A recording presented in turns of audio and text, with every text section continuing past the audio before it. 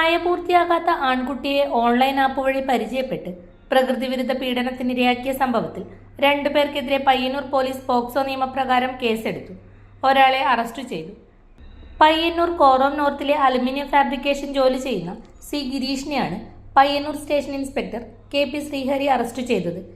2024 July മുതൽ app വഴി പരിചയപ്പെട്ട ആൺകുട്ടിയെ പ്രതി നിരന്തരം പല സ്ഥലങ്ങളിൽ കൊണ്ടുപോയി പീഡിപ്പിക്കുകയായിരുന്നു. കേസിൽ അറസ്റ്റിലായ പ്രതിയെ ഇന്ന് കോടതിയിൽ ഹാജരാക്കും. അതേസമയം ചന്ദേര പോലീസ് അന്വേഷിക്കുന്ന പോക്സോ കേസിൽ ഒളിവിൽ പോയ യൂത്ത് ലീഗ് നേതാവ് തൃക്കരിപ്പൂർ കോയങ്കര സ്വദേശിക്ക് വേണ്ടി തിരച്ചിൽ ഊർജിതമാക്കി.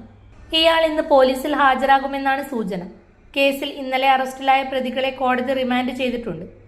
ഇതോടെ കേസിൽ 9 പേർ അറസ്റ്റിലായി.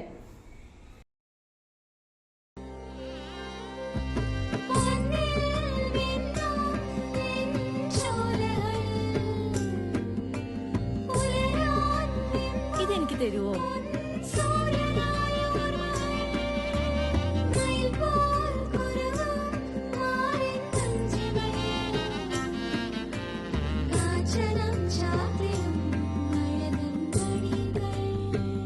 ചില ബന്ധങ്ങൾ പവിത്രമാണ്.